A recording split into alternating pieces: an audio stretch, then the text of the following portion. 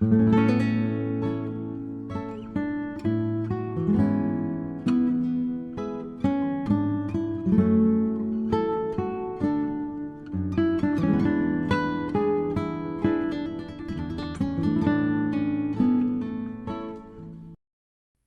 question of this video, what if dinosaurs never went extinct, is most frequently looked at from the presupposition that they did. The question is then pursued on what would have been the consequences if they did not go extinct. However, this video looks at the question in a different way by looking at it from 3 different perspectives. The first is what if dinosaurs were living in common. The second is what if they are alive but in remote places. The third is what if they went extinct recently. What is a dinosaur? The word dinosaur itself means terrible lizard. Before we can discuss the answer to this question, we need to define what we mean by dinosaur. One of the problems when dealing with this question is the tendency of people to include extinction in the definition of a dinosaur. The most important feature that distinguishes dinosaurs from other reptiles is their upright stance. A dinosaur's legs would be positioned directly underneath their bodies, unlike the sprawling stance of lizards and crocodiles. This would allow them to support their weight and move more efficiently. Other unique features include a hole in the skull between the eye socket and nostril, 2 holes in the skull behind the eye socket, a large crest on the upper arm bone, 3 or more fused vertebrae in the hip.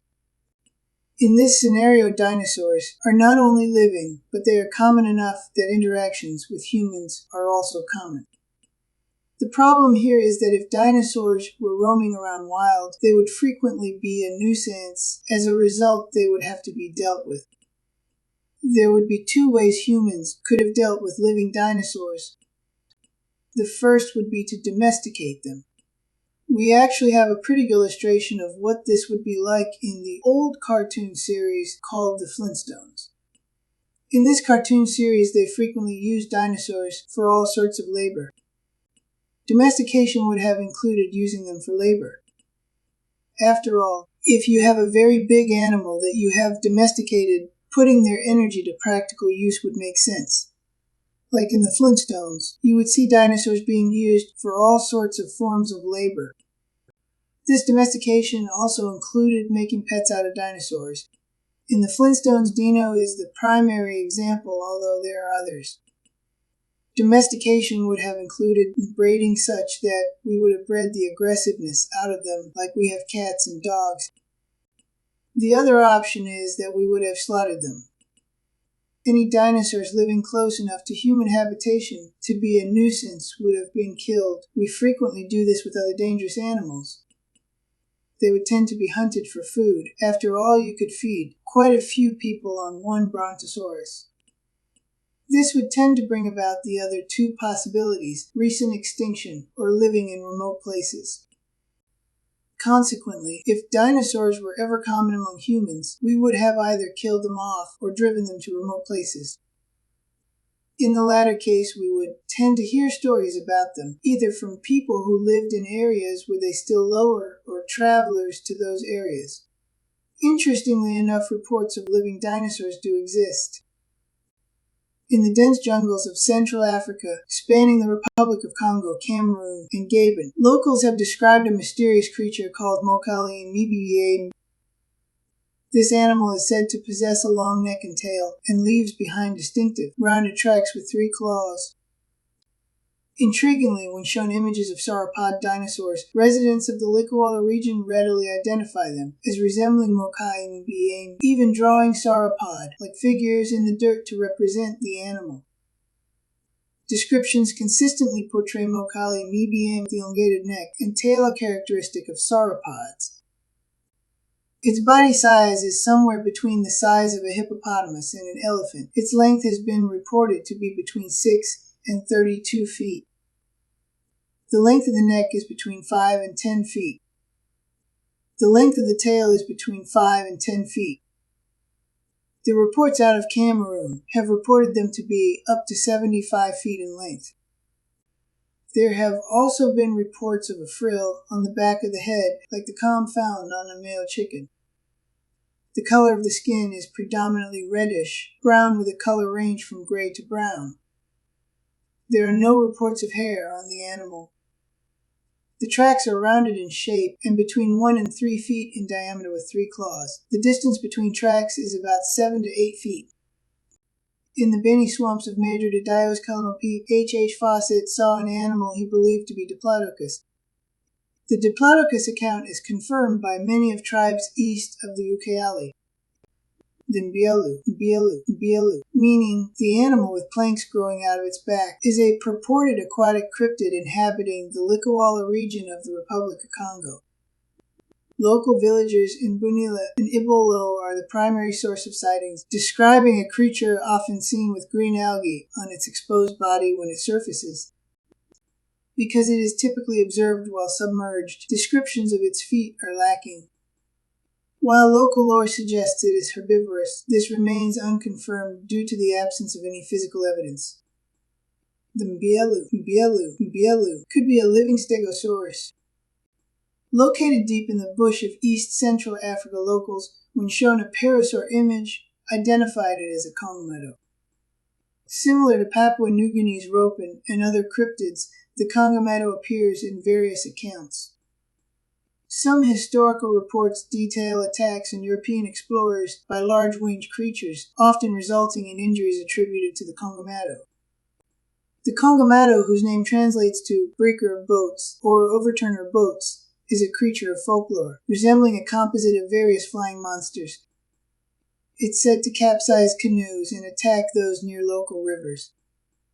Descriptions depict a reddish lizard with membranous wings and teeth in its beak, boasting a wingspan from 4 to a staggering 100 feet. While none of these are conclusive, they are what we would expect if dinosaurs were still alive in remote areas. One problem with a lot of these cryptids, as they are called, is that it is difficult to get funds for adequate research, which would require going deep into jungle areas. If they went extinct recently, particularly as a result of humans killing them off, we would expect that they would show up in our legends. We would expect to find multiple legends about large reptilian animals, and in many cases about brave men killing the dangerous beast. They would be depicted in ancient art from before they went extinct, with descriptions of the animals surviving afterward. We have examples of this type of material from all over the world. Legends of dragons are found around the world, and many of them look like distorted versions of dinosaurs. This is exactly what we would expect if the stories had been passed down by word of mouth for hundreds of years before being written down. It makes sense if dinosaurs had been slaughtered in mass. Then we would get legends about these feats passed down, with exaggerations and other alterations made to the stories and descriptions. Such an event readily accounts for the ubiquitous nature of dragon legends. Furthermore, there are plenty of dinosaurs presented in legends and art before they were discovered as fossils in the 1800s. St. George, the patron saint of England, is said to have killed a dragon. He was an early Christian martyr under Roman rule in AD 303. In the village of Boldragon is a carved stone of Pictish origins, said to mark the place where a knight called Martin killed a dragon that had devoured 9 maidens. In Cawthorne, now South Yorkshire, it is said that a flying dragon once lived in the well now called Serpent's Well. That was often seen flying east to Cawthorne Park. In Kellington, now Yorkshire, a small dragon lived there that was killed by a shepherd named Armoy with nothing other than his shepherd's crook. Possibly related to the Kellington Serpent Stone, a grave with a cross and a serpent on it. At Lewannick, now Cornwall, a dragon lived in a nearby cave, and any human who ventured into them were killed. When Say Sampson was in the area, he heard of the dragon. He walked right up to its cave, dragged out the dragon using his line and belt, and threw the creature into the river Inni. There is a place in Arabia to which I went on hearing of some winged serpents, and when I arrived there, I saw bones and spines of serpents, in such quantities as it would be impossible to describe. The form of the serpents is like that of a water snake, but he has wings without feathers, and as like as possible to the wings of a bat. Ancient China has many dragon legends, although they tend to be more snake-like. This could still be a distortion passed down over time, along with the merge of many animals. In Babylon, Gilgamesh is said to have killed a dragon. Ultimately, the point is that if dinosaurs have not gone extinct or did so recently, we would expect these types of legends. There are many examples of works of art that depict what looked very much like dinosaurs. Sometimes their authenticity has been disputed, but then there are those for whom anything short of a living dinosaur right in front of him would be sufficient. There are those who have indicated that such would not still be an actual dinosaur. Nazca tombs in the deserts of Peru often preserve amazing artifacts from the Nazca culture from about 700 AD. Some Nazca pottery depicts animals resembling dinosaurs. This makes them a rather interesting set of artifacts when it comes to the prospects of dinosaurs having lived in the area during the time of the Nazca culture period. Some tapestry depict dinosaurs. It is kind of odd if they just came up with said images out of their imaginations, but similar creatures actually existed. This becomes even more evident when you take a closer look at it. While not biologically perfect depictions, they at least show a degree of familiarity with these creatures. The Ica Stones consist of about 50,000 stones on which are some rather detailed carvings. They include stones that depict dinosaurs such as Brachiosaurus, Tyrannosaurus, and Triceratops. One of these stone picts depicts the domestication of sauropods with men riding them. Because it is illegal to sell real artifacts in Peru, the farmer who found them had to originally claim that he had made them. He did, however, later on indicated that he did not make them all. The sheer number of these stones strongly goes against the idea that they were carved by a man in a single lifetime. A Mesopotamian cylinder seal depicting what looks like sauropod dinosaurs with their necks intertwined. Here is a Roman mosaic that also seemed to depict two sauropod dinosaurs with their necks intertwined. Here's a pictograph located at Natural Bridges National Park that shows a clear depiction of a sauropod dinosaur. Here is a depiction of a scene from Australian Aboriginal folklore of a group of Aboriginals taking on a plesiosaur that had just eaten one of their comrades. The illustration also shows knowledge of the creature's anatomy. The final thing that we would expect to find if dinosaurs had gone extinct recently is that we would find fossils of them that still contain soft tissue. This is not fossilized soft tissue, but soft tissue that is still flexible and includes such things as actual blood cells.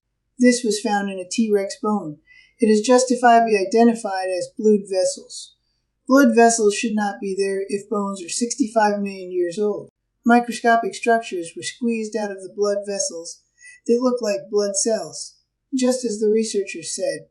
Agreed, they look exactly like red blood cells. Here is an example of the red blood cells inside the blood vessels. There is no real case that such structures could last for 65 million years, and the only experiment on a preservation method only compared the soft tissue to a worst-case scenario, and then only for a year. Once again, this is what would be expected if dinosaurs either still live in remote areas or recently went extinct. In conclusion, all of these are exactly what we would expect if either dinosaurs were still alive and living in remote places, or they had recently gone extinct. It is interesting that despite the claims that they all died out 65 million years ago, we have exactly what we would expect if it was recent.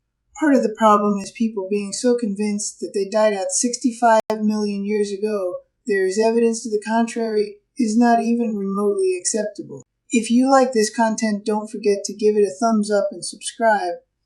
Also, please help support this channel. See the description for details.